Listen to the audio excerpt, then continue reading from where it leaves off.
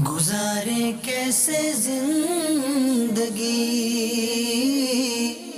آؤ علماء سے پوچھ لیں، آئے جو مشکل پیش کوئی، آؤ علماء سے پوچھ لیں۔ الحمدللہ رب العالمین والصلاة والسلام علی سید الانبیاء والمرسلین، اما بعد فاعوذ باللہ من الشیطان الرجیم، بسم اللہ الرحمن الرحیم۔ الصلاة والسلام علیک یا رسول اللہ، الصلاة والسلام علیک یا حبیب اللہ، الصلاة والسلام علیک یا نبی اللہ، وعلی آلک واصحابک یا نور اللہ۔ پیارے اور محترم اسلامی بھائیوں، دارالافتاء اہل سنت سلسلے کے ساتھ ایک مرتبہ پھر حاضر ہیں، درود پاک کی فضیلت سنتے ہیں۔ چنانچہ امیر اہل سنت دامت برکاتہم العالیہ اپنے رسالے ضیاء درود و سلام کے صفحہ نمبر 8 پر حدیث پاک نقل فرماتے ہیں کہ قیامت کے روز اللہ عز و جل کے عرش کے سوا کوئی سایہ نہیں ہوگا۔ 3 شخص اللہ عز و جل کے عرش کے سائے میں ہوں گے۔ عرض کی گئی، یا رسول اللہ صلی اللہ تعالی علیہ وآلہ وسلم، وہ کون لوگ ہوں گے؟ ارشاد فرمایا، وہ شخص جو میرے امتی کی پریشانی دور کرے، میری سنت کو زندہ کرنے والا، مجھ پر کثرت سے درود شریف پڑھنے والا۔ صلو علی الحبیب صلی اللہ تعالی علی محمد صلی اللہ تعالی علیہ وآلہ وسلم۔ حضور، ایک سوال ہمیں پوچھا گیا ہے کہ نماز جنازہ جو ادا کی جاتی ہے وہ پڑھنے کا طریقہ تو عموماً بیان کر دیا جاتا ہے کہ ثنا کب پڑھنی ہے، درود پاک کب پڑھنا ہے، دعا کون سی پڑھنی ہے، کیسے پڑھنا ہے۔ ایک چیز عموماً بیان نہیں کی جاتی اور اس میں لوگ کنفیوز ہوتے ہیں، اور ہر ایک دیکھا دیکھی کچھ کر رہا ہوتا ہے یا کوئی اپنے تئیں سمجھ کر رہا ہوتا ہے۔ وہ سلام پھیرنے کا طریقہ ہے کہ بعض اوقات جو ہے لوگ پورا سلام پھیر لیتے ہیں پھر ہاتھ چھوڑتے ہیں۔ بعض اوقات کیا ہوتا ہے کہ ایک ہاتھ چھوڑ دیتے ہیں، پھر ایک جانب سلام پھیرتے ہیں، پھر دوسرا چھوڑتے ہیں، پھر دوسری جانب سلام پھیرتے ہیں۔ مختلف طریقے ہیں اور شاید ابھی تک یہ واضح نہیں ہے لوگوں پر کہ صحیح طریقہ شریعت کی روشنی میں ہے کیا۔ تو اس کا طریقہ کار آپ ارشاد فرمائیے کہ نماز جنازہ میں سلام کب پھیریں گے اور ہاتھ کب چھوڑیں گے؟ الحمدللہ رب العالمین والصلاة والسلام علی سید الانبیاء والمرسلین، اما بعد فاعوذ باللہ من الشیطان الرجیم، بسم اللہ الرحمن الرحیم۔ نماز جنازہ میں جب چوتھی تکبیر کہیں گے تو اس کے بعد سلام پھیرنے سے پہلے چوتھی تکبیر پہلے کہنی ہے، پھر اس کے بعد جو ہے وہ سلام پھیرنا ہے۔ ٹھیک ہے، تو چوتھی تکبیر کہنے کے بعد ہی دونوں ہاتھ کھول دیں گے۔ صحیح۔ جو طریقہ یوں اختیار کیا جاتا ہے کہ دونوں ہاتھ باندھے رکھتے ہیں اور سلام کے بعد کھولتے ہیں، یہ بھی درست نہیں ہے۔ یوں ہی ایک سلام پہ ایک ہاتھ کھولتے ہیں، دوسرے سلام پہ دوسرا ہاتھ کھولتے ہیں، یہ بھی درست نہیں ہے۔ ٹھیک ہے، درست طریقہ یہی ہے کہ جب چوتھی تکبیر پوری کہہ لی اللہ اکبر تو اب دونوں ہاتھ کھول دیں۔ ٹھیک ہے، کیونکہ قیام کے اندر جو ہاتھ باندھنے کا تعلق ہے وہ اس کے ساتھ ہے کہ آپ نے اس کے بعد کچھ پڑھنا ہے یا نہیں پڑھنا۔ ٹھیک، تو جہاں پر آپ نے پڑھنا ہے وہاں پر ہاتھ باندھا جاتا ہے، اور جہاں نہیں پڑھنا کھول دیا جائے، وہاں پر ہاتھ کھول دیا جاتا ہے۔ تکبیرات عیدین جو زوائد ہوتی ہیں ان میں بھی یہی اصول ہے کہ جہاں جو وہاں پہ بھی جب پڑھنا ہوتا ہے بعد میں تو ہاتھ باندھ لیا جاتا ہے، اور جہاں اس کے بعد کچھ پڑھنا نہیں ہے بلکہ اگلی تکبیر کہنی ہے تو ایسی صورت میں وہاں پر بھی نہیں پڑھا جاتا۔ تو یہاں پر بھی چونکہ چوتھی تکبیر کے بعد اب کچھ پڑھنا نہیں، ٹھیک ہے، پہلے پڑھ لی ثنا پڑھ لی، درود پڑھ لیا، اور جو ہے وہ دعا پڑھ لی میت کے لیے، اب جو ہے وہ فقط سلام پھیرنا ہے نماز سے باہر ہونے کے لیے۔ تو لہٰذا اب فقط چوتھی تکبیر کے بعد ہاتھ دونوں کھول دیں کہ اب کچھ پڑھنا نہیں ہے، اور ہاتھ دونوں کھول کر ہی سلام پھیریں۔ ٹھیک ہے، جزاک اللہ۔ اچھا، ایک اور چیز بھی ہوتی ہے، اس میں بھی کنفیوژن ہوتی ہے کہ جوتے پہن کر نماز پڑھنی ہے یا ننگے پاؤں۔ اچھا، ننگے پاؤں پڑھنی ہے تو جوتوں کے اوپر کھڑا ہونا ہے یا فرش پر کھڑا ہونا ہے؟ روڈ پر پڑ جاتی ہے عام طور پر، بہت کم ہوتا ہے کہ کوئی جنازہ کا ہوتی بھی ہوں گی۔ کیا طریقہ ہے اس کا بھی صحیح مسئلہ ارشاد فرما دیں۔ دیکھیے جوتے پہن کر بھی اگر جنازے کی نماز پڑھی تو نماز تو ہو جائے گی، ٹھیک ہے، لیکن جوتے اگر ناپاک ہوئے تو ٹھیک، اب ایسی صورت میں نماز نہیں ہوگی، کیونکہ صحیح، جب یہ جوتے پہنا ہوا ہوگا اور جوتے ہی ناپاک ہیں تو گویا یہ نجاست کا حامل ہے، اٹھائے ہوئے ہے، نجاست اس کے جسم کے ساتھ جو ہے وہ متصل اور منسلک ہے، ٹھیک ہے، تو اب اس کی نماز نہیں ہوگی اگر جو ہے وہ نجاست اس کو لگی ہوئی ہے اور درہم یا اس سے زیادہ مقدار میں لگی ہوئی ہے، تو وہ شرعی احکام پاکی ناپاکی کے احکام کے اعتبار سے اس پر لاگو ہوں گے۔ جوتے پاک ہیں تو پہن کر بھی پڑھ سکتے ہیں، اتار کر پڑھ لینا یہ زیادہ بہتر ہے۔ اب اتار کر زمین پر کھڑے ہو کر پڑھیں یا جو ہے وہ جوتوں کے اوپر پاؤں رکھ کر کھڑے ہوں، تو بہتر تو یہ ہے کہ آپ زمین پر جو ہے وہ رکھ کر جو ہے وہ کھڑے ہو جائیں جب زمین پر کوئی ناپاکی وغیرہ اس طرح کی کوئی چیز جو ہے وہ موجود نہیں ہے۔ اب گرمی سردی کا موسم ہے، گرمی میں جو ہے وہ زمین تپ رہی ہے، تو اب کیا کریں؟ تو اگر جوتوں کی ظاہری سطح اوپر والا حصہ جہاں آپ نے پاؤں رکھا ہے وہ اگر پاک ہے تو ایسی صورت میں اس پر پاؤں رکھ کر بھی پڑھا جا سکتا ہے، اگرچہ جوتوں کا نچلا جو حصہ ہے وہ ناپاک ہو، لیکن جو اس کا اوپری حصہ ہے جس پر آپ کا پاؤں آنا ہے وہ پاک ہوگا، تو ایسی صورت میں اگر جوتے کے اوپر بھی پاؤں رکھ کر نماز پڑھ لی تو نماز ادا ہو جائے گی۔ پاک جوتے کون سے ہوتے ہیں؟ جوتے تو گندے ہوتے ہیں، پاک جوتے ناپاک جوتے، یہ پہلی دفعہ۔ گندا ہونا ایک الگ چیز ہے اور پاک اور ناپاک ہونا ایک الگ ہے۔ جیسے کیچڑ کے اندر جو ہے وہ لگ گئے تو اب اگر صاف ستھری مٹی ہے اس کی کیچڑ لگ گئی تو جوتے گندے تو ہو گئے، لیکن ناپاک یہ ضروری نہیں ہے۔ شریعت جس کو پاکی شرعی ناپاکی اعتبار کہتی سے ہے، جو پاکی ناپاکی ہے اس میں کوئی نجاست لگی ہو، پیشاب یا دیگر یا گندا پانی جو ہے وہ اس کے اوپر نجس پانی لگا ہو تو وہ جو ہے وہ ناپاک ہوں گے۔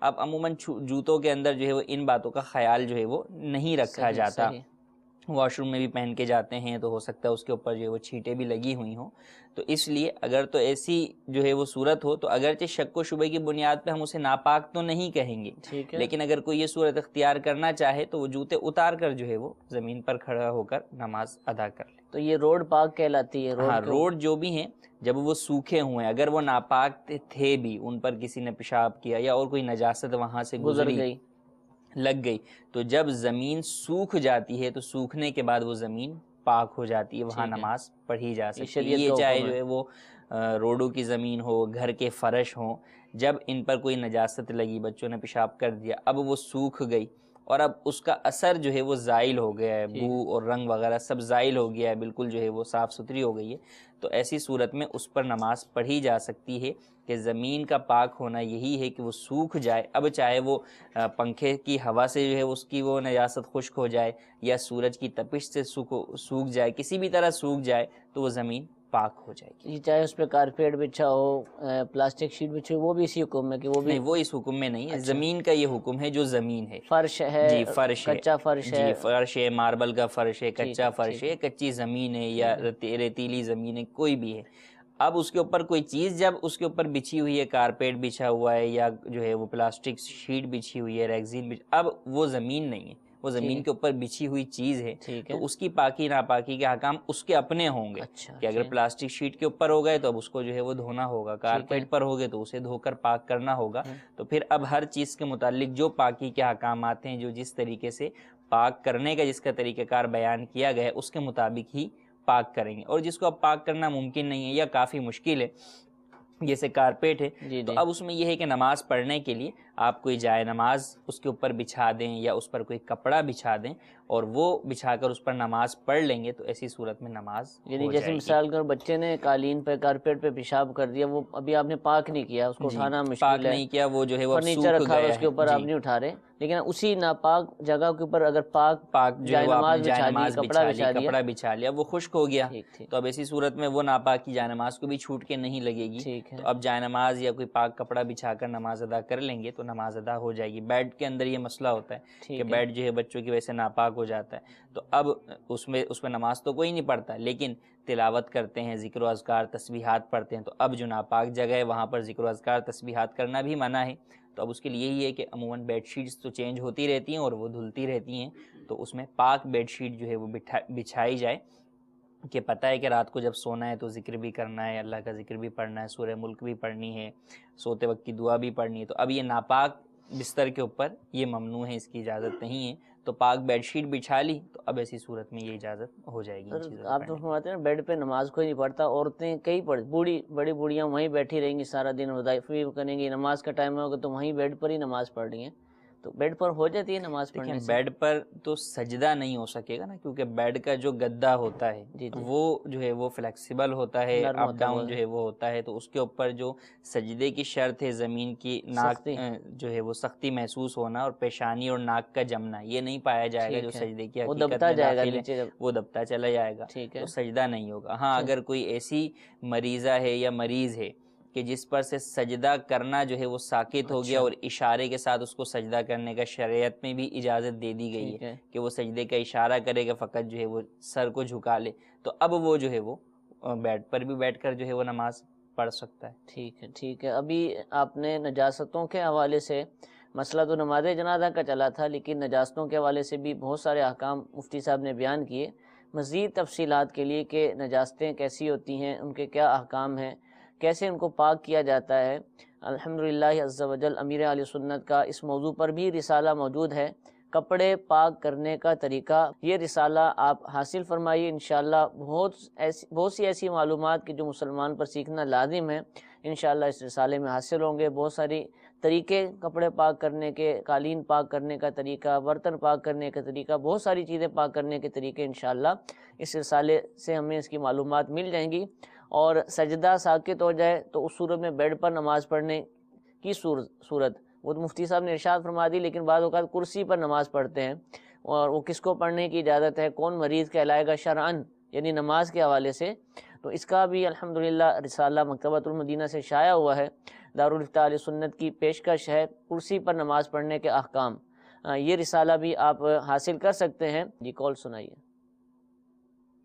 میرا نام غلام عیسیٰ ہے، میں ضلع میاوالی کے تحصیل پٹنہ سے عرض کر رہا ہوں۔ میرا سوال مفتی صاحب کی بارگاہ میں ہے کہ اگر امام صاحب عشاء کی نماز 3 رکعت پڑھائے بھول جائے تو دوبارہ نماز پڑھنے پر کیا نیا نمازی اس جماعت میں شامل ہو سکتا ہے؟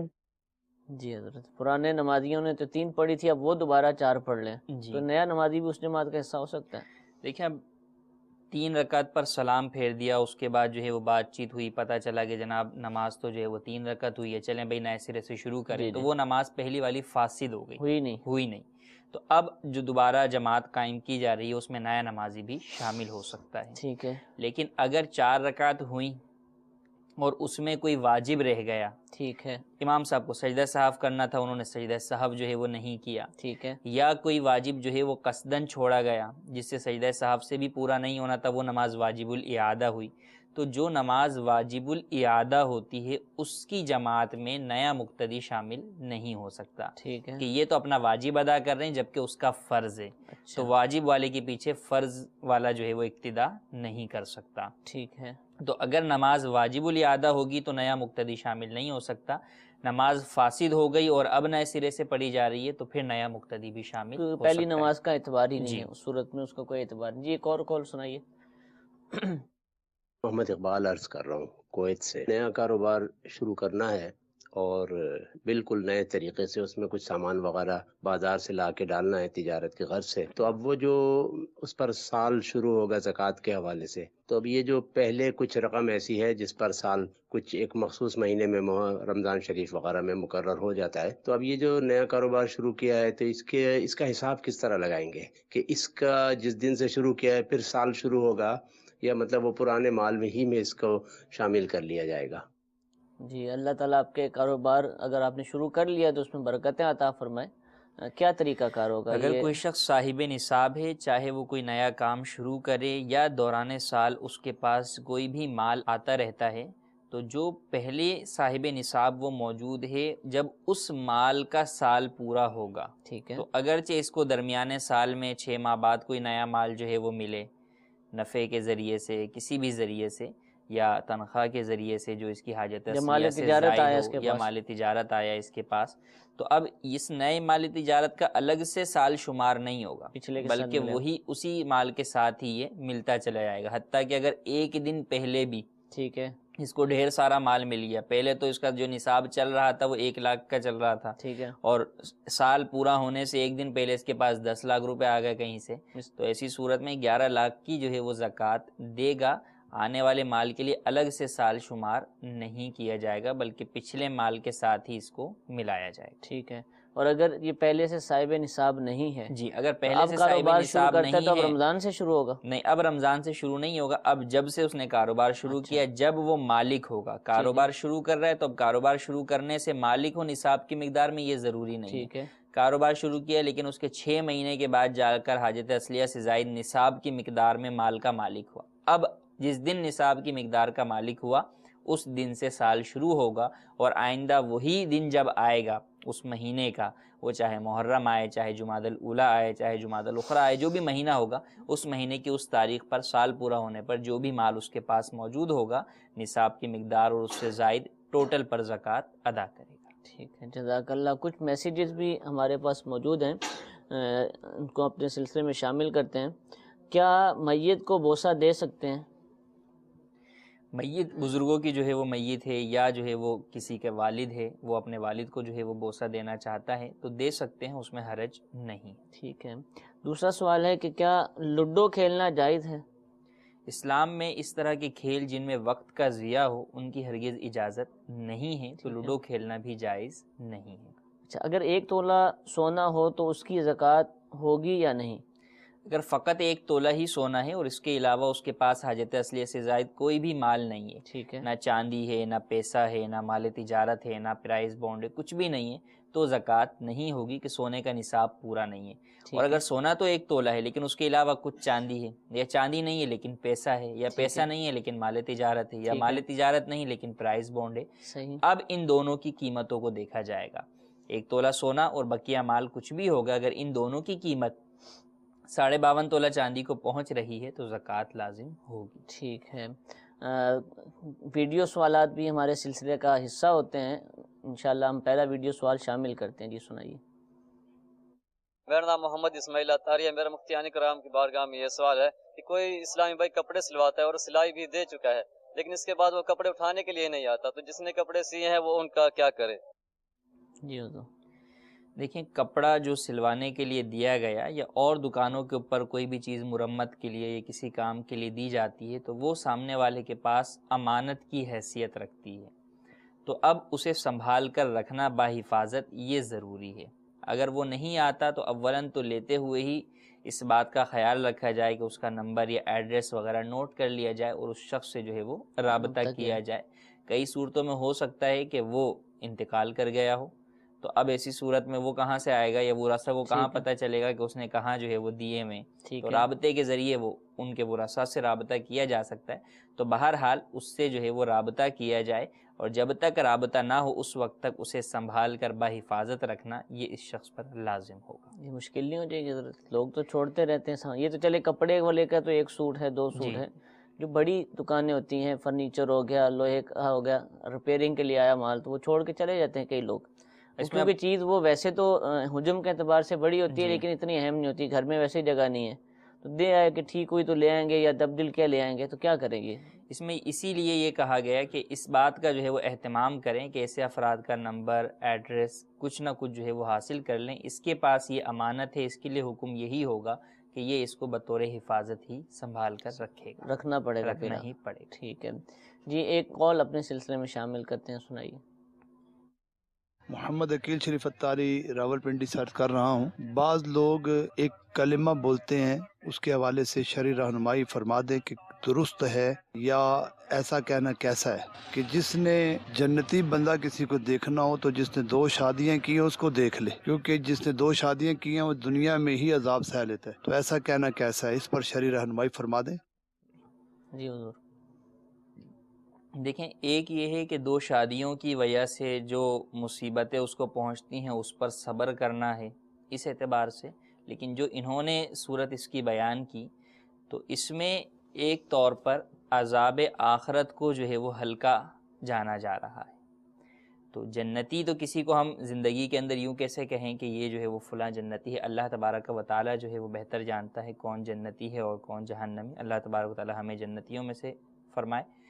لیکن یہ جملہ کہنا یا یہ اس طریقے کا چٹکلا یا لطیفہ کہنا اس کی ہرگز اجازت نہیں ہے، یہ جائز نہیں ہے، بلکہ اگر عذاب آخرت کو ہلکا سمجھا گیا کہ یعنی اس کو دنیا میں 2 بیویوں سے جو تکلیف پہنچیں گی، مصیبتیں پہنچیں گی، یہ عذاب آخرت سے جو ہے وہ ہلکی ہیں. اگر تو اس کو ہلکا تخفیف کی نیت سے کہا تو دائرہ اسلام سے ہی خارج ہو جائے گا کہ اللہ تبارک و تعالیٰ کا عذاب کو ہلکا جاننا، تو یہ یا جہنم کے عذاب کو ہلکا جاننا انسان کو دائرہ اسلام سے خارج کر دیتا ہے. انسان اس کو شمار میں بھی، وہم و گمان میں بھی نہیں لا سکتا کہ اللہ تبارک و تعالیٰ کا عذاب کس قدر جو ہے وہ خوفناک اور خطرناک اور سخت ہوگا. تو اللہ تبارک و تعالیٰ کے عذاب سے پناہ جو ہے وہ مانگنی چاہیے اور دعا کرنی چاہیے کہ اللہ تبارک و تعالیٰ ہمیں اس سے محفوظ فرمائے.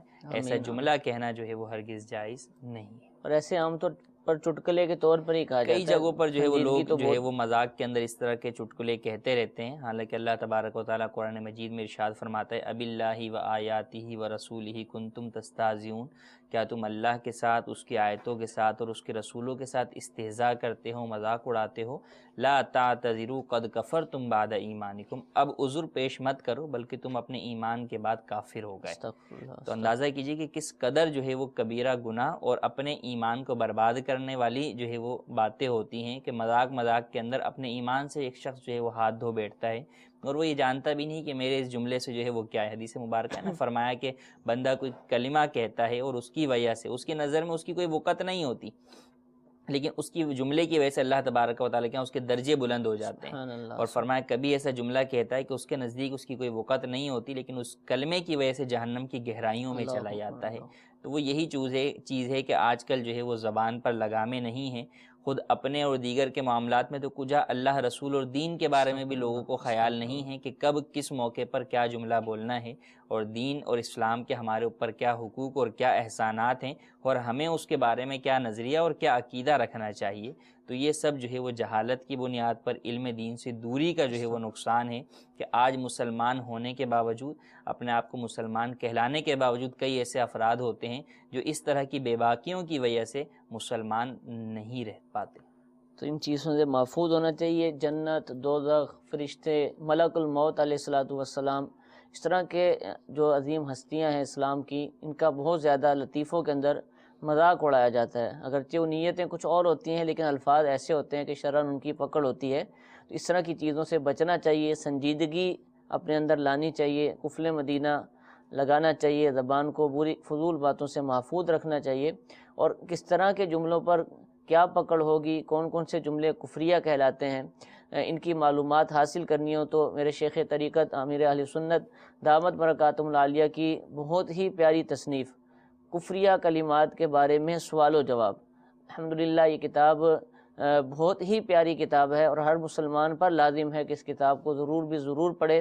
انشاءاللہ ایسی معلومات حاصل ہوں گی کہ جن کا سیکھنا مسلمان پر لازم ہے، ضروری ہے. جامعۃ المدینہ کے طلبہ کرام بھی ہمارے ساتھ موجود ہوتے ہیں. جامعۃ المدینہ دعوت اسلامی کا بہت ہی اہم شعبہ ہے الحمدللہ. ملک اور بیرون ملک اس کی اسلامی بھائیوں کی بھی اور اسلامی بہنوں کی بھی سینکڑوں شاخیں موجود ہیں اور ہزاروں طلبہ اور طالبات الحمدللہ اس میں تعلیم حاصل کرتے ہیں، علم دین حاصل کرتے ہیں.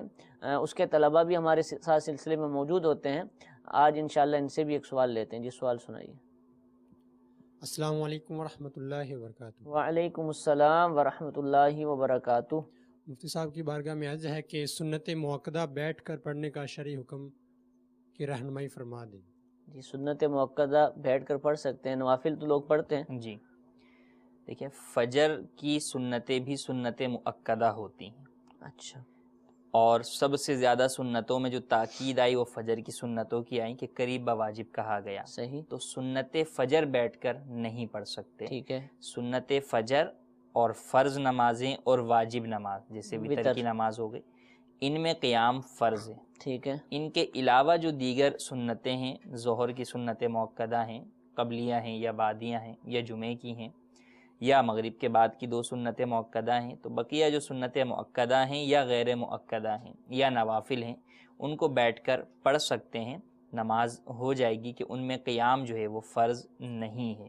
یہ ہے کہ بلا عذر بیٹھ کر پڑھیں گے تو آدھا ثواب ملے گا اور پورا اور کھڑے ہو کر پڑھیں گے تو مکمل ثواب ملے گا. ہاں اگر عذر کی وجہ سے کوئی بیٹھ کر پڑھتا ہے تو ایسی صورت میں پورا ثواب کا مستحق ہوگا. ٹھیک ہے.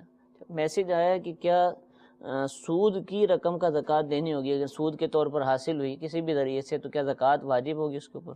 زکوٰۃ تو جو مال آپ کو حلال حاصل ہوا ہے اس کا میل کے طور پہ آپ کو زکوٰۃ جو ہے وہ ادائیگی کرنی ہے، اس مال کا میل جو ہے وہ نکالنا ہے، تو وہ 40واں حصہ ہے 2.5%۔ تو جو مال حرام ہے ٹوٹل، اس کا تو پورا کا پورا صدقہ کرنا ضروری ہے، یا جس سے لیا ہے اس کو واپس کرنا ضروری ہے۔ تو اس کے اندر یہ سمجھنا کہ اس میں سے میں 2.5% دے دوں بقیہ میرے لیے حلال ہو جائے، تو یہ جو ہے وہ سخت جہالت اور بیوقوفی کی بات ہے۔ جس چیز کا پورا ہی دینا فرض ہے، اس کا 2.5% دینے سے کہاں جو ہے وہ بات بنے گی؟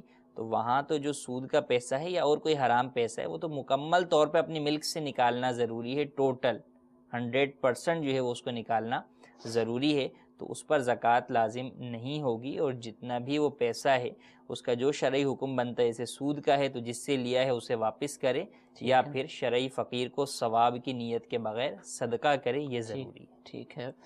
میسیج یہ آیا ہے بلوچستان سے، جہاں زیب مری صاحب نے پوچھا ہے کہ موبائل ایڈوانس لینا صحیح ہے؟ یعنی موبائل کمپنیاں بیلنس ایڈوانس میں دیتی ہیں، اس کا کیا حکم؟ لے سکتے ہیں، جائز ہے، اگرچہ اس کو لون کا نام دیا جاتا ہے، لیکن در حقیقت یہ لون نہیں ہے، بلکہ ایڈوانس میں آپ کو جو فیسلٹی دی گئی ہے اس کی جو ہے وہ اجرت ہے، جو کہ زیادہ چارج کی جاتی ہے، تو اس میں حرج نہیں۔ اچھا، سوال یہ پوچھا گیا کہ عشاء کے نماز کے بعد سنتیں اور وطر پڑھ لیے، بعد میں پتہ چلا کہ فرض ادا ہی نہ ہوئے تھے، کوئی بھی وجہ ہو سکتی ہے، تو کیا سنت و وطر کو دوبارہ پڑھنا ہوگا؟ نہیں، دوبارہ نہیں پڑھنا ہوگا، فقط جو ہے وہ اگر یعنی کوئی ایسا عذر پایا گیا، وضو وغیرہ کا مسئلہ تھا اور بعد میں کر لیا تھا، تو عشاء دوبارہ فقط پڑھ لیں تو نماز ہو جائے، وطر وغیرہ دہرانے کی حاجت۔ ٹھیک ہے، ایک کال سلسلے میں شامل کرتے ہیں۔ جی، کال سنائیے۔ حجرہ بنا ہوا ہے، اس حجرے میں امام صاحب جو ہے نا رہائش پذیر ہوتے تھے پہلے، ابھی جو ہے وہ حجرہ انہوں نے کرائے پہ دے دیا ہوا ہے، اس پہ جو ہے نا کرایہ دار رہتا ہے فیملی کے ساتھ، تو اس کا مسجد سے بھی انٹرنس ہے اور دوسری طرف سے بھی دروازہ نکلوایا ہوا ہے، تو آیا اس طرح کا کرایہ لینا کیسا ہے؟ جی حضرت، جو مکان امام کی رہائش کے لیے بنایا گیا ہے یا وہ وقف ہے امام کی رہائش کے لیے، تو اسے امام تو کجا مسجد انتظامیہ بھی اسے کرائے پر نہیں دے سکتی، اگرچہ وہ مکان خالی ہو، کوئی ایسا امام مل جائے جس کا اپنا گھر جو ہے وہ سامنے ہی موجود ہو، یا وہ رہائش اختیار نہ کرنا چاہتا ہو، تو بھی ایسی صورت کے اندر کئی مساجد میں دیکھا گیا ہے کہ لوگ کہتے ہیں جناب انکم کا ذریعہ ہو جائے گا، چلیں اس مکان کو کرائے پہ جو ہے وہ اٹھا دیتے ہیں، جب کوئی فیملی والے امام صاحب آئیں گے تو ایسی صورت میں پھر ہم خالی کروا لیں گے، تو ایسا کرنا جائز نہیں ہے۔ جو مکان امام کے لیے وقف ہے، امام کی رہائش کے لیے، تو اسے کرائے پر نہیں دے سکتے، تو جب مسجد انتظامیہ نہیں دے سکتی تو امام صاحب خود بھی نہیں دے سکتے، خود اس میں رہائش تو اختیار کر سکتے ہیں، لیکن اسے کرائے پر دے کر اس کا کرایہ خود لینا یا مسجد کو دینا دونوں ہی ناجائز ہے، اس کی ہرگز اجازت نہیں ہے۔ اگر ایسا کیا ہے تو توبہ بھی کریں، جو کرایہ حاصل ہوا وہ بھی مسجد کے اندر دیں، اور اب اس کو خالی کروا کر یا تو خود رہائش اختیار کریں یا پھر اسے خالی رکھیں، اس کو کرائے پر ہرگز نہیں دے سکتے۔ ٹھیک ہے، دلچسپ سوال ہے، چوزا جو مرغی کا چوزا ہوتا ہے وہ کتنی عمر کا ہو تو اس کو ذبح کرنا جائز ہے؟ چھوٹا سا اگر ایک دن کا ہے مثال کے طور پر تو کر سکتے ہیں ذبح تو کر سکتے ہیں، ذبح ہو جائے گا اور وہ حلال بھی ہو جائے گا، جو شرعی طریقہ کار کے مطابق ذبح کریں گے، اس میں عمر کی کوئی قید اس کے حلال ہونے کے لیے ضروری نہیں ہے۔ اسی طرح جب یہ قربانی کے ایام آتے ہیں، جو جانور پالتے ہیں ان کے ساتھ تو ہوتا ہی ہوگا بار بار، جو شہری حضرات ہیں کہ جو قربانی کے ایام میں جانور دیکھتے ہیں، بعض دفعہ ایسا ہوتا ہے کہ جانور لایا جاتا ہے اور اس کے ہاں ولادت ہو جاتی ہے، کوئی بچہ پیدا ہو جاتا ہے، تو اس میں بڑے کنفیوز ہوتے ہیں، پریشان ہوتے ہیں کہ اب کیا کریں، ذبح کریں نہ کریں، اس کو کیا حکم ہوتا ہے اس کا؟ یہاں تک فرمایا گیا کہ اگر اس کو ذبح کر دیا، بڑے جانور کو ذبح کر دیا، اب پیٹ چاک کیا تو اس میں سے جو ہے وہ بچہ نکل آیا، تو فرمایا کہ اس کو بھی ذبح کر دیں، اس کا بھی قربانی کا ہی حکم ہے۔ اور اگر ذبح نہیں کیا اور ایام قربانی گزر گئے تو اب ایسی صورت کے اندر اس زندہ جانور کو، کہ اس بچے کو زندہ ہی صدقہ کرنا ہوگا، کسی شرعی فقیر کو دینا ہوگا، اس کو اس کا مالک بنانا ہوگا۔ اب وہ مالک بننے کے بعد چاہے اسے ذبح کرے چاہے کسی کو بیچ دے، وہ اس کا معاملہ ہے، لیکن شرعی حکم یہی ہے کہ اسے بھی ذبح کریں گے۔